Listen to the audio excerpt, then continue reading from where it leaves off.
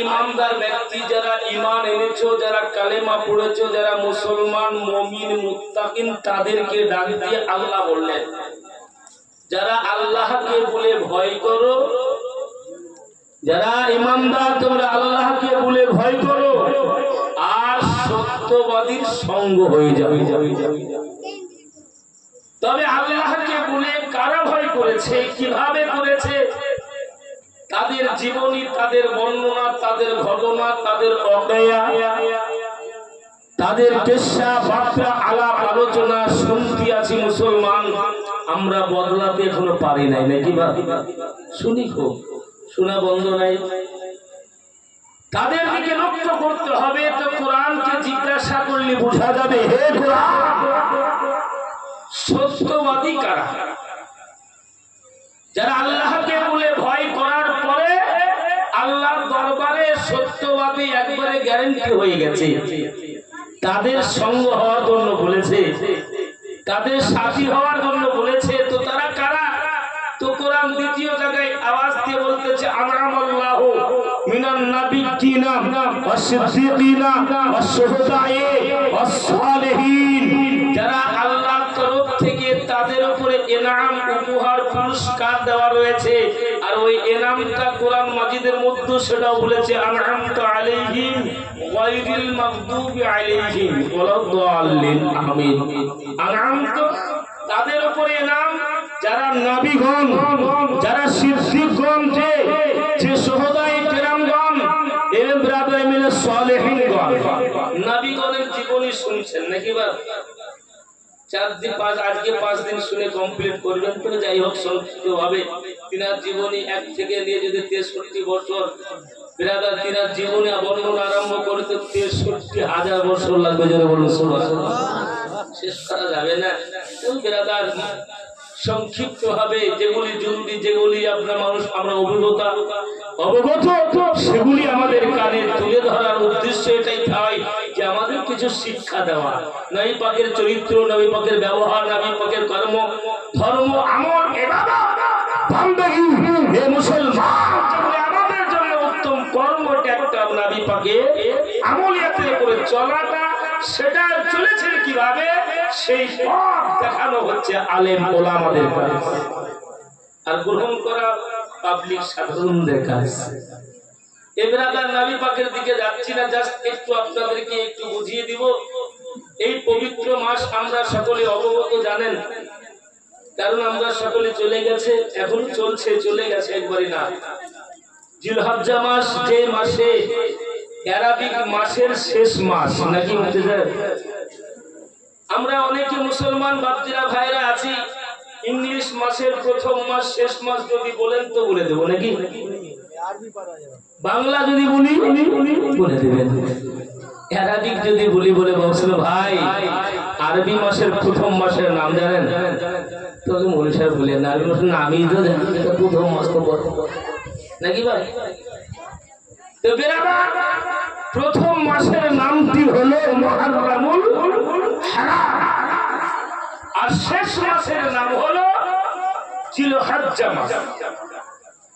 এই 2 মাসের মধ্যে এমন একটি মহান মাস, এমন একটি মহান দামি লক্ষ্য, যেখানে প্রমাণ করা রয়েছে এই মাসকে লক্ষ্য করে এক তো কঠিন আমল, আর দ্বিতীয়ত আমলকে রক্ষাকারী, ইসলামকে জিন্দাকারী ইমামে হাসান ও হোসাইন এক রাবাতার বড় সরদারি ইমামকে রক্ষা করেছিলেন। বলুন সুবহানাল্লাহ। ইসলামকে বাঁচানে वाला এ বিরাদরে মিল্লাত ইসলামিয়া। তাই এই পবিত্র মাস হযরত ইব্রাহিম খলিলুল্লাহ আলাইহিস সালাম তাসলিমান কাসীরা যেভাবে চলেছেন, যে তরিকা, যে পদ্ধতি, যে ক্যালি, যে সিস্টেম দিয়েছে আমার নবীর উম্মতের উপরে, কিছুটা ফরজ হয়েছে, কিছু ওয়াজিব, কিছুটা আপনার নফল কিংবা সুন্নাতে মুআক্কাদা রয়েছে নাকি? যেগুলি জরুরি। যাই হোক বিরাদরে মিল্লাত ইসলামিয়া, আর এই মাসে আপনার কুরবানি, অর্থাৎ নিজের সন্তানকে আল্লাহর রাহে কুরবানির জন্য আপনার শুনিয়েছে, এটা বলবো না? তাহলে এই মাসটি হলো কুরবানির মাস, আর সামনে যে আসছে মুহররমুল হারাম মাস, এটা নিজের সন্তানকে আল্লাহর রাহে কুরবানি দেওয়ার মাস চলে বলুন সুবহানাল্লাহ। লক্ষ্য করে দিয়েছে কার জন্য? ইসলামকে রক্ষার্থে, ইসলামকে বাঁচার কারণে। আজকে যদি আপনার মুসলমান ভাইরা ভাইরা আমরা নবী পাকের প্রেমিক কি প্রেমিক না, জোরে বলুন। আমার নবী পাকের আশিকের রাসূল আমরা যদি আমাদের নবীকে পাকে সাহেবের আওলাকে উম্মতে মুহাম্মাদি আমরা আমার নবীকে মহব্বত করি, আর যদি বলি যে কোন আপনার কিতাবের মধ্যে লিখবো থাকতো এ ভাই আপনাদের মধ্যে কোন সন্তান আল্লাহর রাহে কুরবানি দেন, দিবেন বা দিবেন? টাকা দিবেন না, টাকা পয়সা ধন দৌলত দিয়ে দিব, কিন্তু সন্তান দেওয়ার সময় নাই। এই ব্রাদার যারা দিয়েছে সহদাই কেরামগণ, এমন ব্রাদার মিল্লাত ইসলামিয়া আমার হাসান ও হোসাইন তো দিয়েছে। উহুদের পান্তে ব্রাদার মিল্লাত জঙ্গে খাইবার, জঙ্গে খাইবারের মাটিতে দুটো সন্তান নিয়ে আমার নবী পাক জিহাদের এলান করেছেন, প্রচার করেছেন। হাদিসের কথা বলছি, হাদিসে রাসূল যে বলতেছে একজন শহীদের দুটো সন্তান রয়েছে। তো মা জননীর বড় আশা আকাঙ্ক্ষা এটাই, একটু মন খুলে একটু শুনলেন কথাটা, বেশি টাইম নেব না, শহীদেরই কথা বলবো, দুটো কথা। ব্রাদার মিল্লাত ইসলামিয়া তো মা জননীর মনের বাসনা একটাই যে আমি তো শহীদের বিবি হয়ে গেছি, জোরে বলুন সুবহানাল্লাহ। বড় আশা পূরণ হয়ে গেছে, কিন্তু আমি শহীদের মাতা হতে চাই। তো কি করে হওয়া যায়? কচি কচি বাচ্চা, একটা বাচ্চার বয়স হলো বলা হয়েছে 10, আর একটার বয়স হলো 13 থেকে 14। এদেরকে তো নিবে না জিহাদের জন্য, একটু বলে দেখি। এলান হয়ে গেছে নবী পাকের দরবারে, পর্দা আড়াল থেকে আমার মা জননী বলছে হুজুর একটা কথা বলবো। বলে কি কথা? বলে হুজুর আমার দুটো সন্তানকে আল্লাহর রাহে কুরবানি দেওয়ার জন্য একটু নিয়ে এসেছি, যে নেবেন না? বলে তোমার কত বড় সন্তান? বলে দুটো বাচ্চা ছিল, বেশি বড় নয়, 10-12 এরকম সন্তান। বলে এরা কি করবে? নবী আমরা জানতেন ইলমে গায়বের খবর দাতা, কিন্তু তাও বলছে এটা কি করবে? এরা যুদ্ধ করতে গিয়ে কাফেরদেরকে মারামারি করতে পারবে? পারবে? বাচ্চা ছেলে, তো মুশকিল হবে না। থাকতে বলছে হুজুর যদি একটু নেন তো বড় আশা আকাঙ্ক্ষা মনের বাসনা পূরণ হয়ে যেত। বলে মা গো তুমি নিয়ে যাও, বড় হোক, আস্তে আস্তে ইসলামকে জিন্দা করবে, এরাই করবে, অসুবিধা হবে না। বলে হুজুর তারা যদি তাদের মধ্যে ঈমানটা যদি নষ্ট হয়ে যায়, 1 নম্বর, 2 নম্বর হচ্ছে আমি শহীদের মাতা হতে চাই। আহা কত সুন্দর। আজ বাপজিরা ভাইয়েরা নিজের সন্তান আল্লাহর রাস্তায় কুরবানি দেওয়ার জন্য, শহীদের মা হওয়ার জন্য বড় আশা নিয়ে নবীর দরবারে গেছেন। তো নবী আমার বলতেছেন মা গো এরকম আউট করো না, চলে যাও না। বলে হুজুর যাব না, একটু যতক্ষণ পর্যন্ত আপনি আমার সন্তানটাকে না নেবেন হুজুর। বলে যার মা জননী তোমার সন্তানেরা কি করবে? হবে না। বলে হুজুর গো আমার এই সন্তানগুলি আপনার ঢাল হয়ে দাঁড়াবে, নিয়ে যাবে।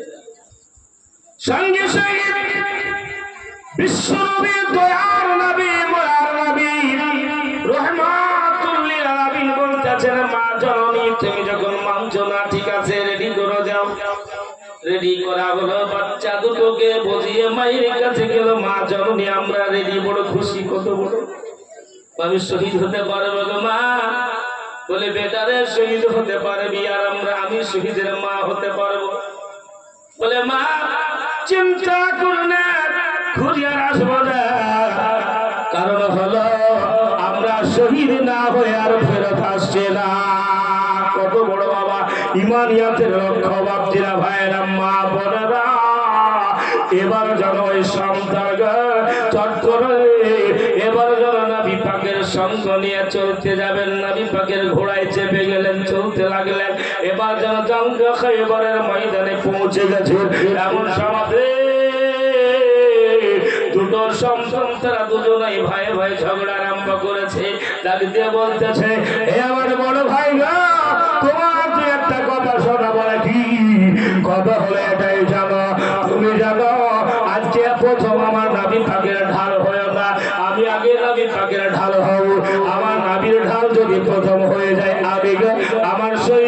যাবে। আপনাকে আপনার শহীদটা দেখলে পারে গো ভাইজান আমার ময়া মমতা হয়ে যেতে পারে, আমি বড় টেনশনে পড়তে পারি। এই জন্য গো ভাই আমারে আগে দাও। বলে না না না আমি আগে পড়ব, আমাকে আগে দাও হবে না। দুজনে মিলালাম আলোচনা, বিশ্বনবী লটারি করলেন। এর মধ্যে বড় ভাই আগে নামটা পালো চলে গেল। এবার বাপজিরা যোদ্ধারামের জন্য বিশ্বনবী দয়ার নবী রহমতের ভান্ডার দয়ার সাগরে ঢাল হয়ে দাঁড়াতে লাগলেন। নবী বিশ্বনবী যেভাবে চালায়া কাফের মুশরিকেরা যেভাবে তীর মারতে থাকে বাবা, ওই বাচ্চা জানা দেখবে বাপজিরা ভাইয়েরা মা বলে রাখবে যেইভাবে আপনার বাচ্চা ছেলেরা বল পাকড়ে বল ধরে বাবা, যেমন ক্যাচ করে ক্যাচ ধরে, ওই রকম তীরগুলি যেন পিঠের মধ্যে ধরে না। এবার ধরে পাবে করতে করতে 100 অধিক তীর শরীরের মধ্যে লেগে গেছে। এমন সমাজে বিশ্বনবী বলছে রে বাবা তোর কি কান্না হয় না, তোর কি যন্ত্রণা পাচ্ছিস না? বলে হুজুর আমার কোনো যন্ত্রণা এখন আসে নাই, আমি বুঝে নাই, আমার শরীরের মধ্যে কোনো চিন্তা নাই, টেনশন নাই, আমার আত্মা থাকা পর্যন্ত নাবি আমার রূহ থাকা পর্যন্ত আমার জন্য আপনি চিন্তা নেবেন না। আরো লাগিয়ে যায় চট করে কাপড়ের তরফ থেকে নাবির পিছন সাইড থেকে বাবা তীরটা লাগাল। এমন সমাজে বাবা সম্মুখে তার হলকম কাছিল বাচ্চার বাবা নবী পাকের গর্দান থেকে ছুটে গিয়ে না লেগে গিয়ে চট করে আমার ওই বাচ্চার হলকমে গিয়ে লেগে গেল। যেমন লেগে গেল নবী পাকের দরবারে ডাক দিয়ে বাচ্চা আওয়াজ দিয়ে বলতেছে ইয়া রাসূলুল্লাহ ইয়া হাবিবাল্লাহ নবী গো তবে একটা কথা বুঝেছি আমার টাইমটা ছাড়ো। আবার কথা আমার ছোট ভাইকে বলে যে ভয় পেয়ে যেতে পারে তার জন্য যদি আজকে আমার মায়ের কথার খেলাপ হয়ে যাবে। তোমার একটা কথা বলাবি আমার ইন্তিকালের খবরটা আমার মা জননীকে আমার যেইভাবে তীর লেগেছে এরকম খবর আমার মা জননীকে জানাবেন না। হচ্ছে আল্লাহকে ডর করনে ওয়ালা, এরাই হচ্ছে সত্যবাদী, এরা সোহদাই কেরামগণ। সোহদাই কেরামগণের ব্যাপারে কোরআন বলেছে ওয়ালা তাকুনু লিমা ইউকতালু ফি সাবিলিল্লাহ, যারা আল্লাহ রাস্তায় শহীদ হয়ে যায়, আল্লাহ রাস্তায় যারা শহীদ হয়ে যায় তাদেরকে মুর্দা বলে ঘোষণা করো না, কারণ হলো তারা জীবিত। কারণ হলো তোমরা সেটা জানো না ব্রাদার মিল্লাত ইসলামিয়া, তোমরা সেটা জানো না ব্রাদার মিল্লাত ইসলামিয়া। কোরআন যেটা বলতেছে তাহলে সোহদাই কেরামগণ তারা জীবিত জিন্দা, জোরে বলুন সুবহানাল্লাহ। আল্লাহর তরফ থেকে তাদেরকে রিজিকও দেওয়া হয়, জোরে বলুন সুবহানাল্লাহ। ব্রাদার মিল্লাত ইসলামিয়া এবার বড় সন্তান ইহজগৎ ছেড়ে ত্যাগ করে ইন্না লিল্লাহি ওয়া ইন্না ইলাইহি রাজিউন সে দুনিয়া হারিয়ে গেলেন। এবার আবার যুদ্ধ রানিং অবস্থায় ছোট ভাইয়ের কাছে আমার নবী পাক বুঝাতে এসেছেন, বলে না ইয়া রাসূলুল্লাহ আমি বুঝেছি সবই, তবে আমার বড় ভাই চলে গেছে, শহীদের দরজা পেয়ে গেল, আমার মায়ের হুকুম পালন হয়ে গেল, আমার মা শহীদের মা হতে পেরে গেছে। আমি আমার মাকে যদি শহীদের মা না বানাতে পারি তাহলে আমার মায়ের কাছে জবাবদাহি করতে পারবো না। ইয়া রাসূলুল্লাহ আপনি আমাকে ঠাকুর বানিয়ে দেন। সঙ্গে সঙ্গে বিশ্ব নবী আমার হায়াতুন নবী জিন্দা নবী দয়াল নবী রহমতের ভান্ডার দয়াল সাগর মুহাম্মদ নবী সাল্লাল্লাহু তাআলা আলাইহি ওয়াসাল্লাম তাসলিমান কাসীরা। এবার যাব সঙ্গে সঙ্গে ওই বাচ্চা ছেলেকে নিয়ে এবার আবার ঢাল বানার হুকুম পেয়ে গেলেন। হুকুম আবার শুরু হয়ে গেল, এইভাবে আবার তীর চলছে। এই অবস্থা চলে, এমন অবস্থায় সম্মুখে তীর মারে পিঠে লেগে যায়, মাথা থেকে নিয়ে কদম পর্যন্ত লাগাতার ভাবে তীর লেগে চলে। এমন সমাজে শেষ মুহূর্তে ভাবতে সেম টু সেম যে ভাই বড় ভাইকে তীর লেগেছিল সেই ভাই বাম দিক থেকে বাম সাইড থেকে এমন অবস্থায় তীরটা লাগলো আমার ওই ব্যক্তি ওই নারী ওই বাচ্চা ছেলে ঘল করে গিয়ে লেগে গেল। আমার নবী পাক সাহেবের আওলাদ বিশ্ব নবী হায়াতুন নবী জিন্দা নবী রহমতের ভান্ডার দয়াল সাগর নবী মুহাম্মদ নবী সাল্লাল্লাহু আলাইহি ওয়াসাল্লাম বলছে বাবা কত ব্যথা পাচ্ছিস রে, আঘাত পাচ্ছি বলে